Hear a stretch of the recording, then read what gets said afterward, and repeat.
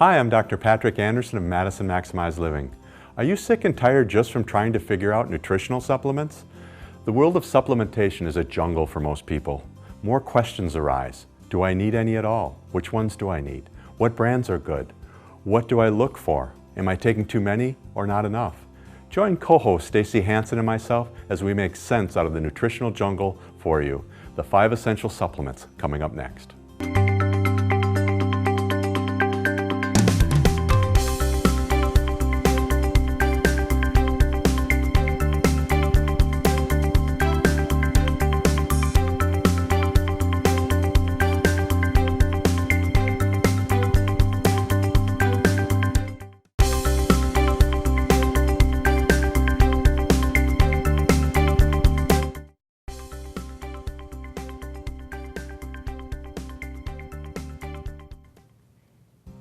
And welcome to Maximize Living with Dr. Patrick Andersen. So today we're talking about maximize quality nutrition and specifically the 5 essential supplements that you could take to keep yourself as healthy as can be.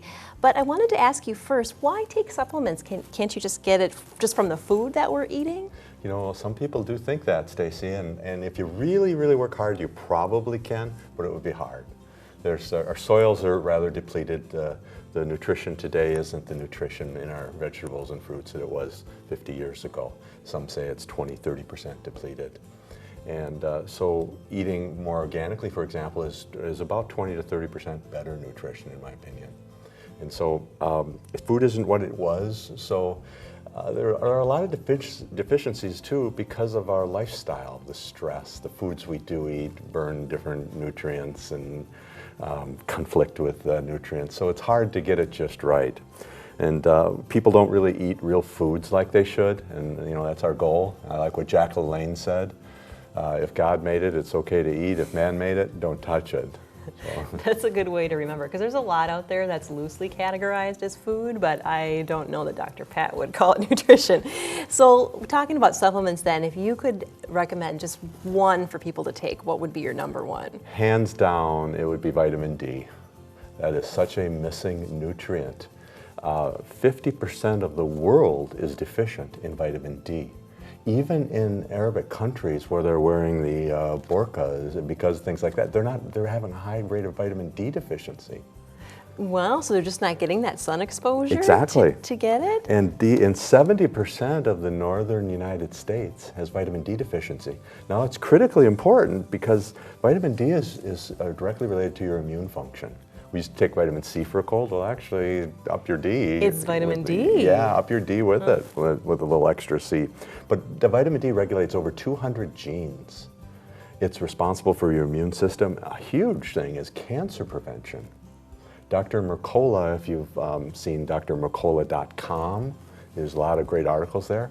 I just heard him speak on a series, and he said 50% less cancer deaths if you have your vitamin D in adequate levels. And that's a pretty astonishing number. But I saw similar numbers in a report in the Journal of Epidemiology talking about it. So nutrition, vitamin D is really important for our health. You know, also important with strong bones and digestion, memory, depression, even heart health. Your heart is half as likely to have problems if you have adequate vitamin D. And with the deficiency, it's an epidemic. So hands down, one vitamin would be vitamin D. Vitamin D, that's not the one I thought you would say at all. Now what about just from drinking like milk? Because I know there's vitamin D fortified milk. Is that a good food source for it? Well, you're getting some vitamin D there, but it's really questionable if you're getting enough. So it's an easy blood test to do and check to see if you have the right level of vitamin D in your blood. But other foods are wild caught fish, like salmon. Cheese, eggs, yogurts do have vitamin D as well. Tuna, even mushrooms have it. But it's hard to get the levels up. It's, you know, where anyone's concerned when you take supplements about overdosing, but it's kind of hard to overdose in vitamin D. Really? Okay, that's good to know then that you're not doing that if you're a big like cheese eater. This is Wisconsin, cheese eater, dairy. I don't think it's the tea I'd worry about. Maybe the calories a little bit. Yeah, maybe. But one thing we do have to worry about in Wisconsin is those long winters. So sunshine, I mean, is that something that happens more in the winter time? Well, no, and you can't get sunshine through the window. You can't sit inside. It might feel good light-wise for your eyes and everything, but you don't get vitamin D through the glass.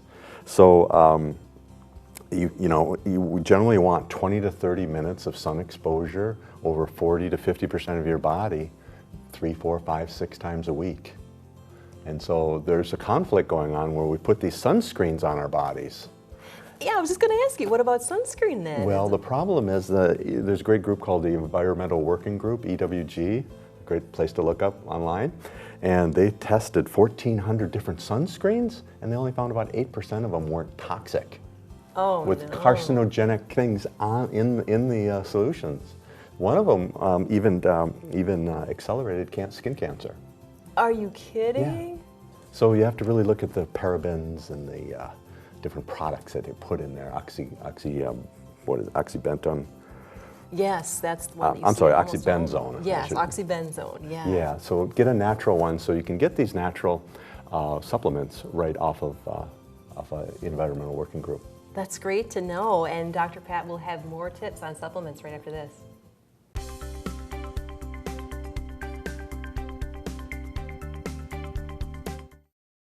Have your questions for Dr. Pat answered on an episode of Maximize Living. Email Dr. Pat at cw57.tv.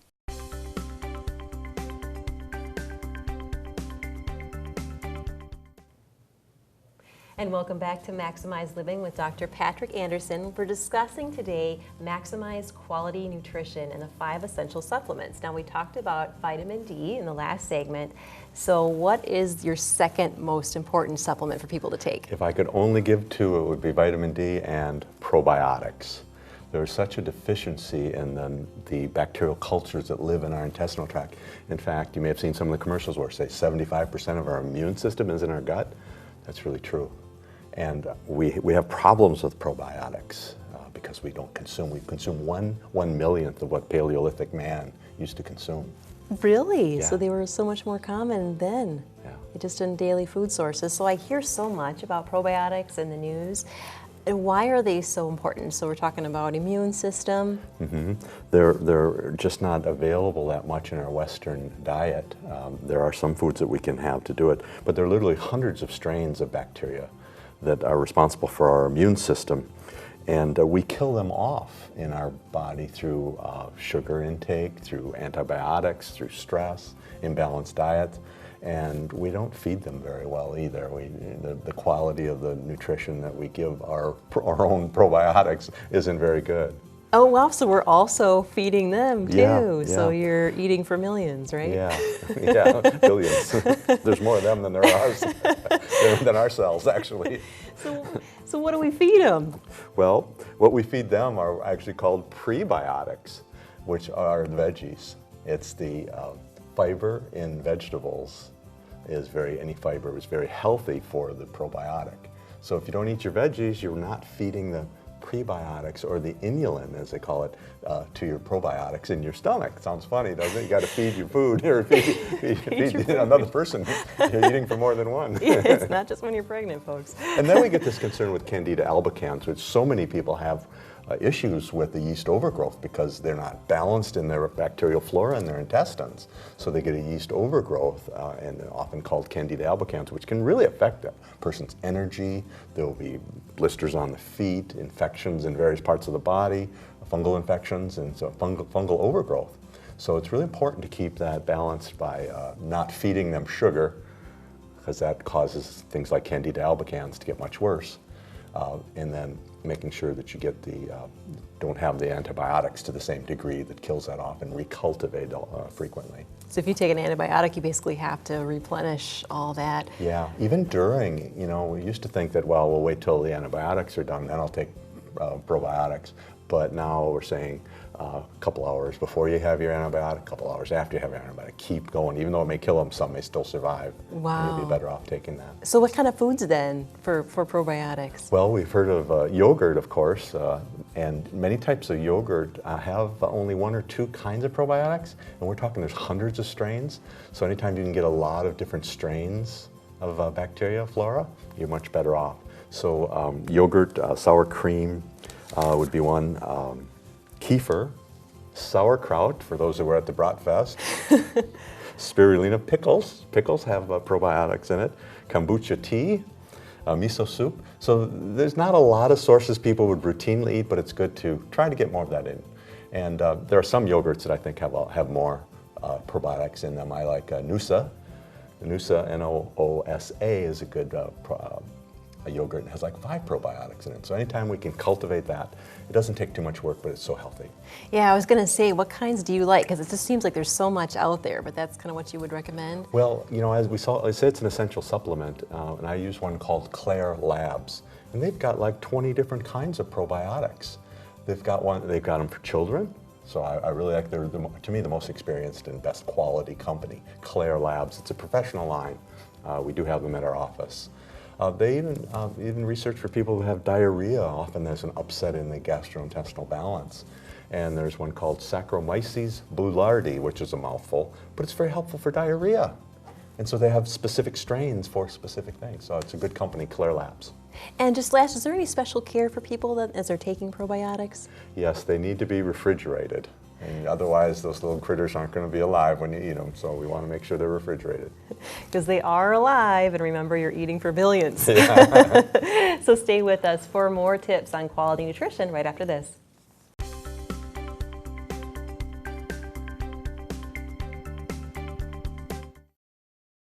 Have your questions for Dr. Pat answered on an episode of Maximize Living. Email Dr. Pat at cw57.tv.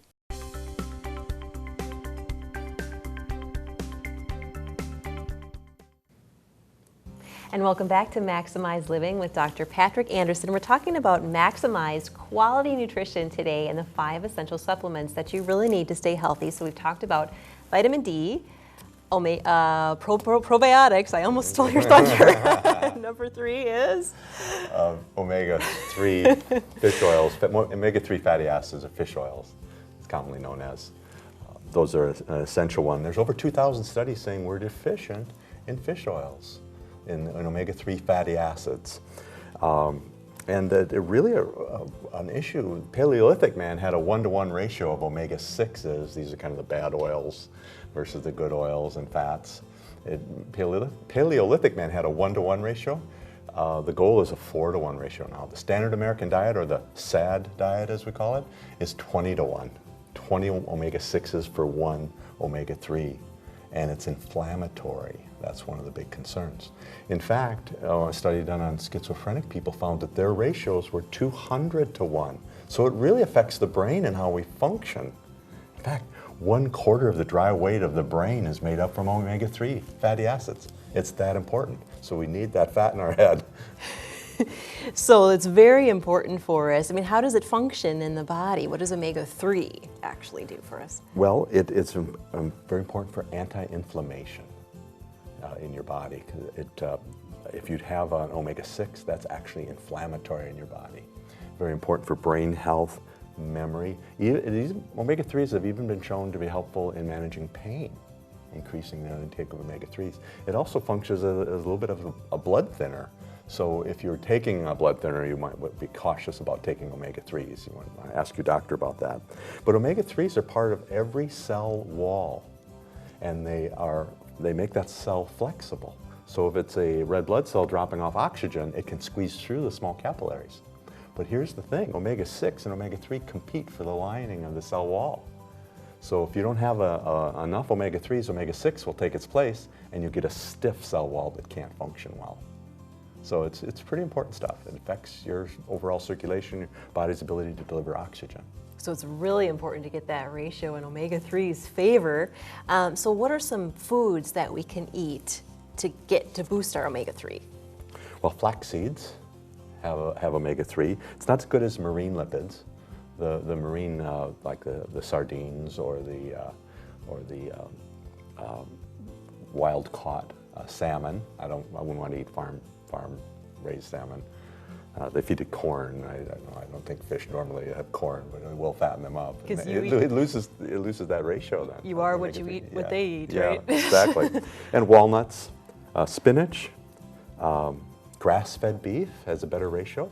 This is where the non-grass-fed beef, corn-fed beef, has a higher omega-6 ratio to omega-3, and it tends to cause more inflammation. It's high in arachidonic acid, which is one of the inflammatory outcomes. Tofu, cauliflower, those are good as well. So omega-6 then, what are some of the things that we want to be careful not to have too much of? We talked about corn-fed beef. Yeah, anything with corn oil in it, the ratio of omega-6 to omega-3 in corn oil is 200 to 1. Wow, that's a big difference. So I'm a little upset. I was eating these corn chips growing up as a child. I loved corn chips. I don't know about you, but those are pretty good. And they were soaked in corn oil. I corn oiled myself. Yeah. Oh, yeah. With all those. I won't name the brand, but that's not good. That's corn oil, safflower oil, sesame oil. You'd think those were they're healthy, right? Right. They're not. They're high in omega-6s. Canola oil, there's no canola plant, by the way. That's Canadian low acid oil. It's high in omega-6s. Sunflower oil, safflower oil. Processed foods, refined foods, you're going to get more of these. So we want the good oils in your body. So these oils are confusing too. So it sounds like basically you want olive oil and butter. And butter, really? Yeah, Time Magazine just had an article where we were wrong, eat butter. That was last year. They had this article. We were wrong, eat butter on the cover of the Time Magazine. Olive oil, butter, coconut oil, grape seed oil, and avocado oil is also a good one. You can't really go too wrong with those for your cooking. Good, so that's great. And olive oil is real easy to find on every supermarket shelf too. So stay with us. We're going to have more on quality nutrition right after this.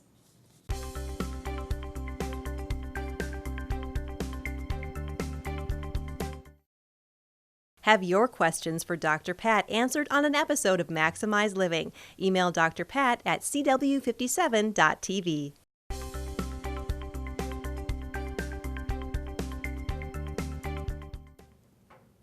And welcome back to Maximize Living with Dr. Patrick Andersen. We're talking about maximize quality nutrition today and the essential supplements you need to stay healthy. So we've talked about vitamin D, probiotics, and omega-3s. That's right. There, I didn't steal any of yours. So what's the next essential supplement? Well, we don't want to give very many supplements. It's supposed to supplement your diet, not be your whole diet. You don't want to be full from taking just your supplements alone. That's not the object. Next one is Daily Detox. And it's a supplement with 2 parts that helps us detox our body. Because the average person is, according to USDA, is getting about 160 pounds worth of sugar. Sugar is not good for your body, and it breaks us down, drives arthritis, drives cardiovascular disease. And because of, we get about 140 pounds of pesticides, food coloring, is this per additives. Year? That's the high estimate that I've seen in the literature. Really? I don't know how we're eating 140 pounds of it, but we're getting more pesticides, preservatives, colorings than are good for our body. We didn't get them 75 years ago like that. And there's also 3,000 additives in our food supply that are called GRAS, G-R-A-S, generally regarded as safe.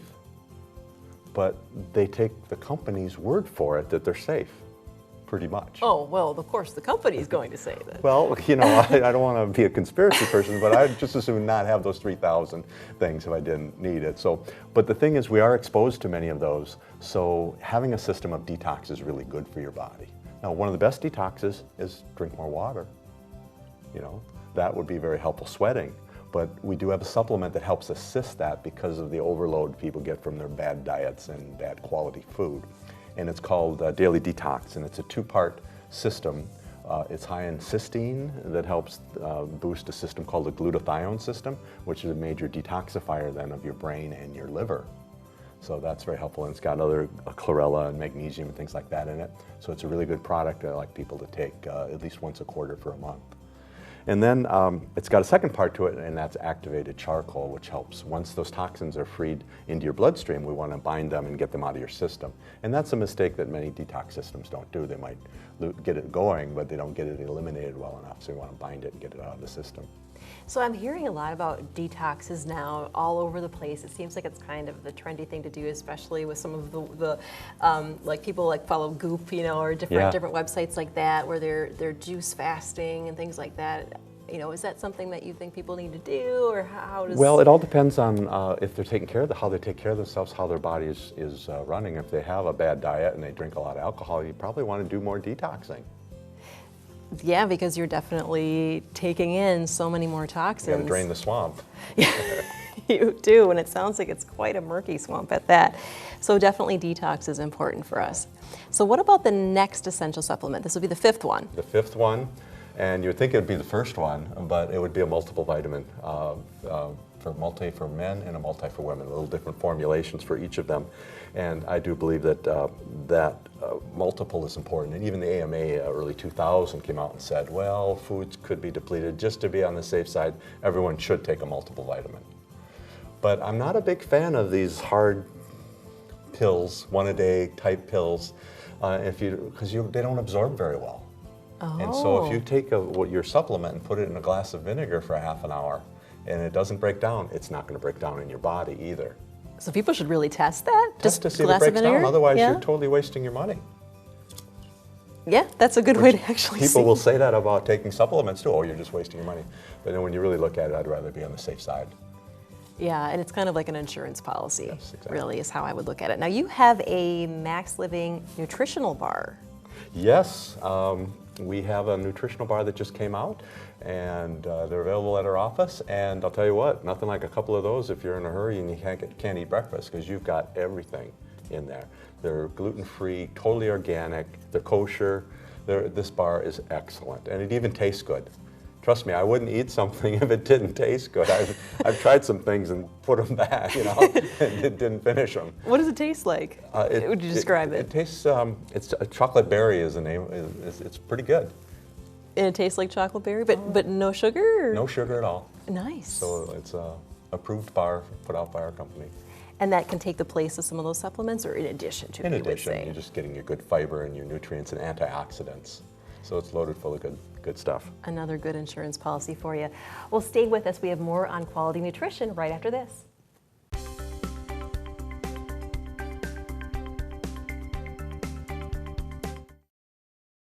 Have your questions for Dr. Pat answered on an episode of Maximize Living. Email Dr. Pat at cw57.tv. Thank you for watching our show. I sincerely hope it makes sense out of the nonsense in the supplement world. In summary, supplements are just that, supplements to a real food diet. So you just can't eat junk food and take a one a day and expect health. If you have questions, we'll do our best to answer them on air. Feel free to contact me at drpat@cw57.tv. For Maximize Living, and until next time, live well.